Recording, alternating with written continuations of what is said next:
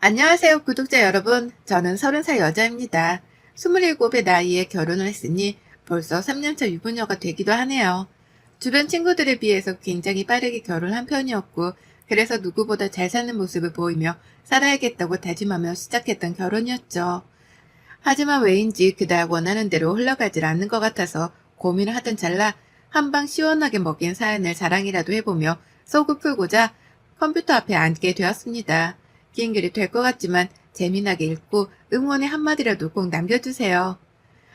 저희 남편은 저하고 대학 때부터 선후배로 지내오던 사이였어요. 워낙 오래전부터 봐오기도 했고 그래서 서로의 과거 따위도 진작에 터놓고 지냈습니다. 저도 남편이 대학 때 어느 선배를 또 어느 후배를 사귀었었는지에 대해서 또렷하게 기억이 나고 남편 또한 제 첫사랑 그리고 첫 남자친구가 누구인지 알고 있었죠. 조금 헐리우드스럽긴 하지만 남편도 제 첫 남자친구랑 대학 선후배 사이인지라 지금도 서로 연락을 하고 지내고 있고요. 정말 철없던 그 20살 시절부터 봐온 남편이었기 때문에 저에게는 그 누구보다 편안한 사람이었습니다. 숨길 것 없이 내 모든 걸 드러내도 괜찮은 사람이었고 그런 사람과 결혼하게 되었을 때에도 크게 불안한 건 없었어요.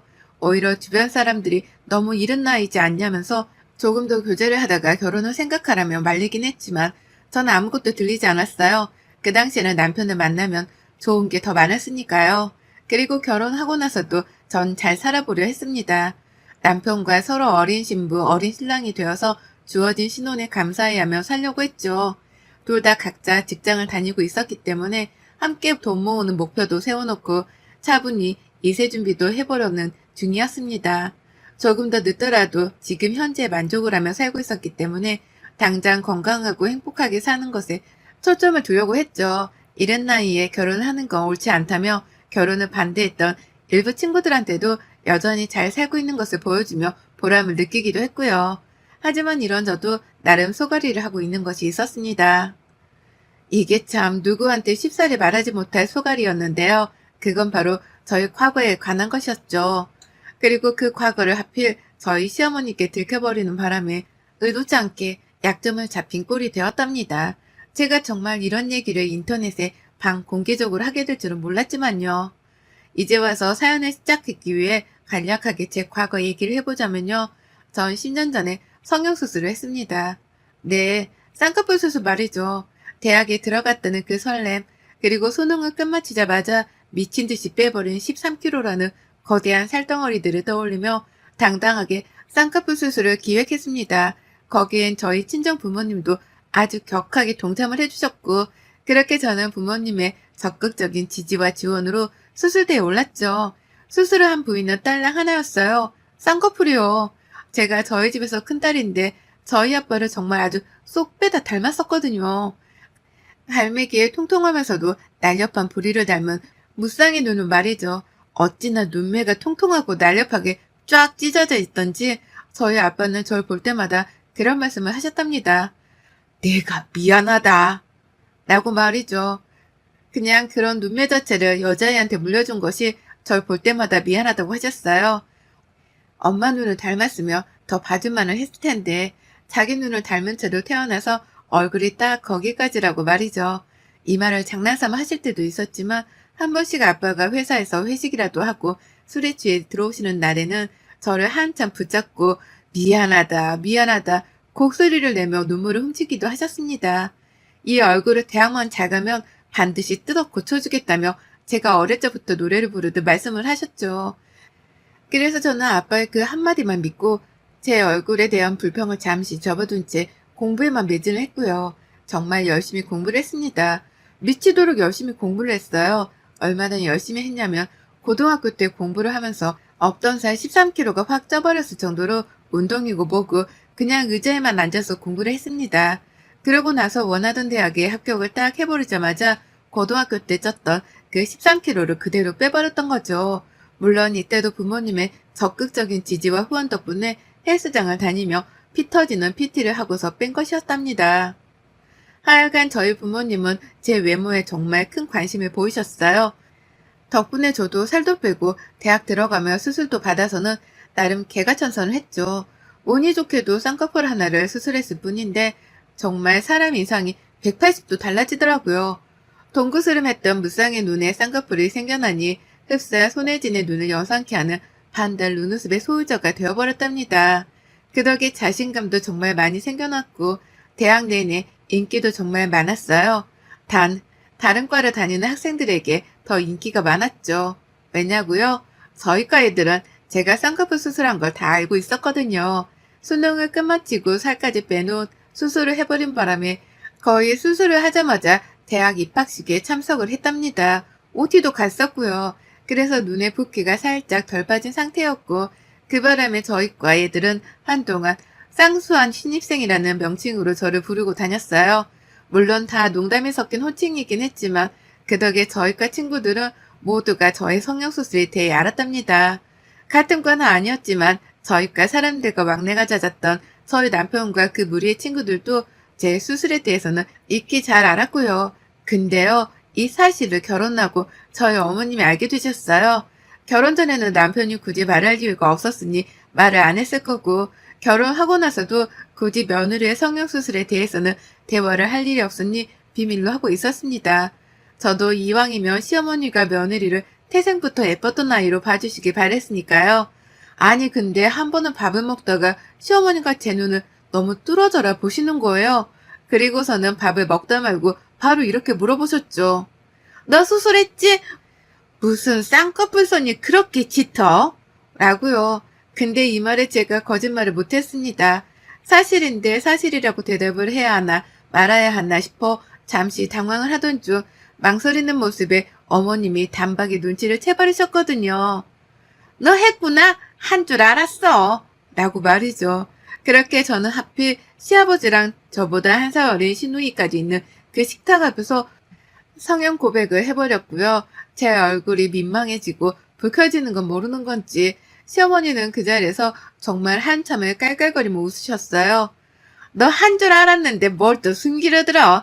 니네 아빠 얼굴이 그런데 너가 혼자 두꺼운 쌍꺼풀을 가지고 있을 리가 없지. 라고 하면서 그 자리에서 저희 친정아버지 외모도 건드리셨고요. 성형수술을 한 사람을 처음 보시는 건지 그 후부터는 정말 만날 때마다 성형수술에 대해서 말씀을 하셨습니다. 그냥 단순하게 제 눈을 뚫어져라 바라보면서 사람을 민망하게 만들기도 하셨고요. 너 진짜 수술 잘 되긴 했다. 어디서 했니? 얼마 주고 했어? 왜 했어?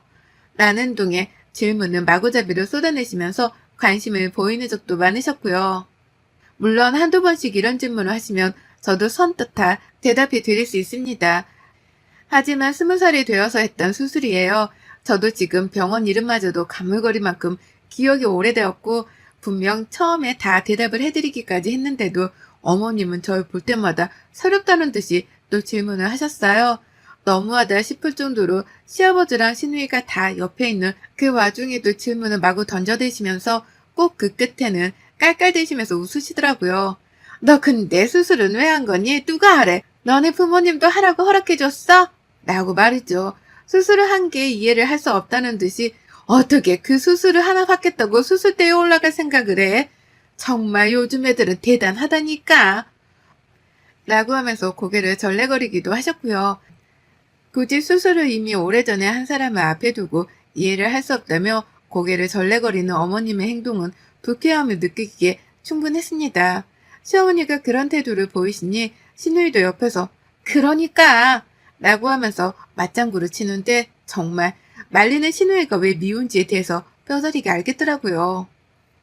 시아버지도 집안 사람들이 다 같은 반응을 보이니 덩달아 허참 아이고 라고 하면서 대단하다는 듯이 반응을 보이셨고요.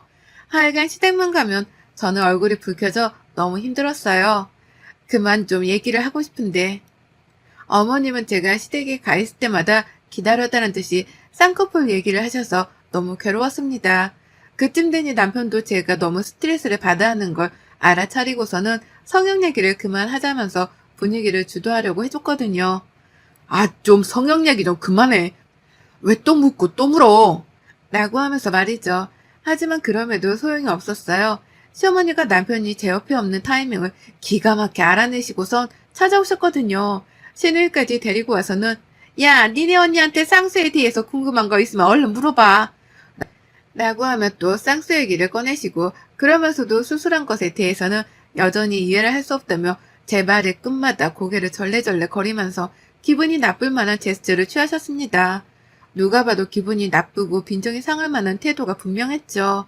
결혼을 한 지가 3년인데 정말 그 3년 내내 쌍수를 한 사실이 드러났던 날부터 최근까지도 내내 시댁만 가면 시어머니한테서 쌍수 얘기를 들었습니다.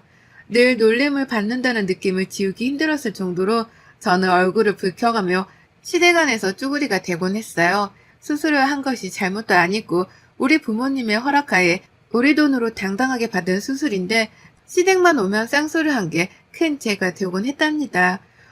놀려먹겠다고 작정을 한 시어머니의 태도도 제 길을 죽이는 곳에 한몫을 했고요. 이대로 가다가는 내가 아이를 낳아도 시어머니가 쌍수의 길을 멈추지 않으실 것 같아 걱정이 커지더라고요.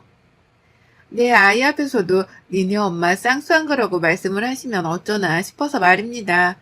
그런데요, 이 영원히 끝나지 않을 것 같던 쌍수의 지옥이 그 끝을 보이기 시작했습니다. 그건 바로 추석 직전에 쌍수를 받기 위해 수술대에 자진해서 올라가 버린 시누이 덕분이었죠. 그동안 3년 내내 시어머니 옆에서 시어머니가 제 쌍수에 대해 비꼬고 웃어가며 놀려대고 있을 때 시누이는 단 한 번도 제 편을 들어준 적이 없었습니다. 시누이의 입에서 수술을 할 수도 있지 라는 말을 단 한 번이라도 들었다면 제가 이렇게까지 시누이를 미워하진 않았을 거예요. 하지만 시누이는 정말 그 한마디를 해주지 않았어요.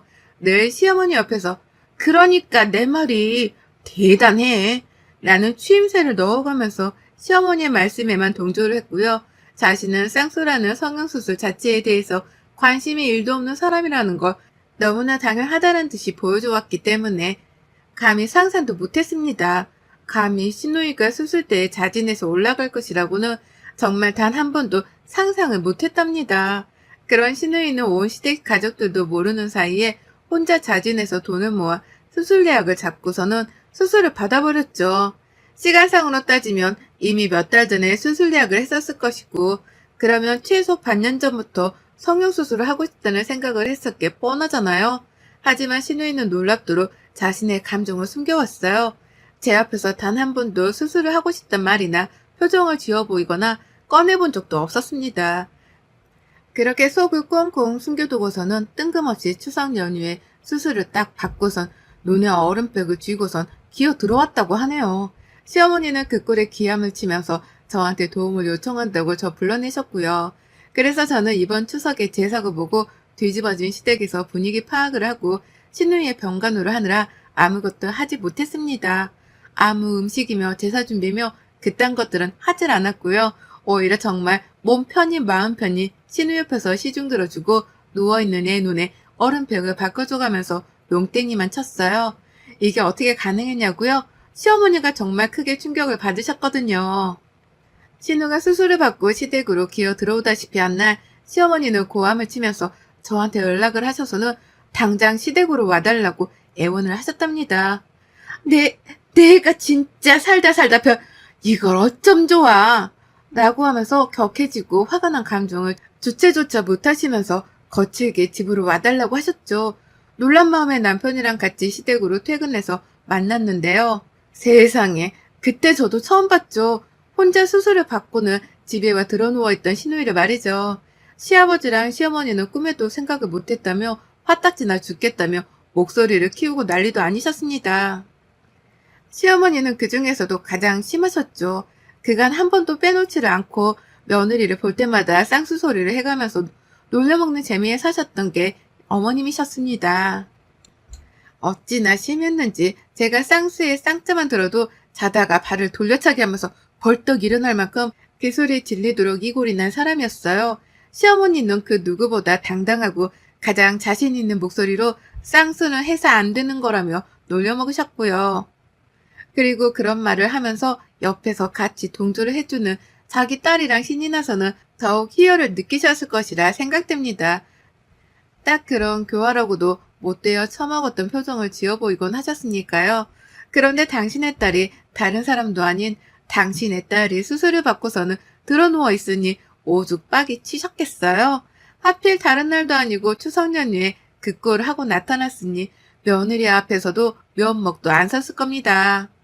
저한테 했던 것처럼 당신의 딸을 놀려먹을 수도 없을 테고 생각이 많으셨겠죠. 그런 시어머니의 속마음을 이해해보려고 하니 저는 꼬셔서 죽겠더라고요. 지금 이 상황에 혼자 얼마나 체면이 안 선다고 쪽팔려 하고 계시려나 싶어서 말이죠. 그래서 저는 더욱 당당하고 더욱 뻔뻔하게 시어머니 앞에 남아있기로 했습니다. 제 앞에서 무슨 표정을 짓는지도 쭉 보려고 했고요.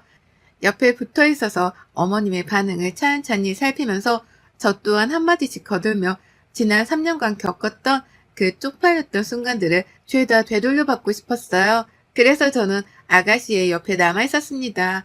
빡이 쳐서 제사상을 차릴 힘도 안 난다며 아무것도 하질 않는 시어머니의 옆에서 굳이 수술을 한 경험으로 말씀을 드리면요. 라고 말을 받아쳤어요. 그리고는 이내 이렇게 설명을 드렸습니다. 이럴 때는 옆에서 간호를 잘 해줘야 나중에 어머님이 저한테서 발견하신 것만큼의 수술자국도 안 남아요. 아가씨도 시집가서 시어머니 되는 사람한테 수술했다고 놀림받으면 안 되잖아요. 제가 당했던 것처럼요. 어머님도 설마 아가씨가 그런 취급받길 원하시는 건 아니시죠? 그럼 저한테 맡기세요. 제가 옆에서 경험자로서 간호를 잘 할 테니까 어머님은 아무 걱정 마세요. 라고 말이죠. 그리고는 정말 아무것도 하지 않은 채 신우 옆에 있었습니다. 일어서라는 신우한테도 그냥 누워있으라면서 굳이 제가 옆에서 시중을 들었어요. 왜냐고요? 시어머니가 제사 차리는 걸 도와드리고 싶지 않았거든요. 그래서 신우 옆에 있으면서 굳이 신우가 해도 되는 물 떠오는 일도 제가 했고 애 하나 키우는 것 마냥 신우를 눕혀놓기만 하고서 누워있어야 하는 거예요. 눈을 감고 있어야 붓기가 안 생겨요. 라는 잘 기억도 안 나는 관리법을 제 맘대로 지어냈죠. 그러면서 신우 옆에 있느라 시어머니는 혼자 바쁘고 난리셨습니다. 멋대로 수술을 하곤 신우 욕도 해야 하는데 그 옆에서 간호하고 있는 수술 경험자인 며느리 앞에서 쉽사리 욕도 못하겠고 또 그 와중에 놀려먹는 재미로 살았던 며느리가 자기 딸을 간호해준다고 저리 나서주니 미안해서 더 군말도 못하겠고 오죽 입장이 난처하고 또 괴로우셨을까요? 그래서인지 어머님은 제가 잠시 신우 옆에 앉아서 핸드폰이나 하며 한눈을 파는 사이 자기 혼자서 제사상 음식까지 차리기 시작하셨고요. 혼자 전을 부치면서 저한테 슬쩍 물어보시더라고요. 전을 먹을 거냐고 말이죠. 먹고 싶다고 하니 예쁜 그릇에다가 전 몇 개를 놓아서는 들고 오시는데 그 표정에서 쪽팔려 죽겠다는 기분을 확 느낄 수 있었습니다. 어머님은 자신의 감정을 숨기고 싶으신 건지 황급히천만 갖다 놓고서는 신우이를 한번 보자마자 길게 한숨을 쉬시더니만 저 썩을 년 이라는 혼잣말을 내뱉고선 도로 방을 나가셨죠. 그렇게 어머님은 무려 제사상에 올라가는 그 많은 음식들을 혼자 다 챙겨 만드셨고요. 그걸로도 모자라 제사를 지내려는 와중에 제 눈치란 눈치를 그렇게나 보면서 기어 들어가는 목소리로 부르시더라고요. 얘야, 우리 이제 제사 지내려는데 나와볼래? 아님 거기 있을래 그냥? 라고 하면서 저에게 제사를 지낼지 말지에 대한 의중까지 물어보셨습니다. 그간은 당연하다는 듯이 일을 시키고 나와서 돕게 하시던 어머님이 완전히 딴 사람으로 바뀌어버린 순간이었죠.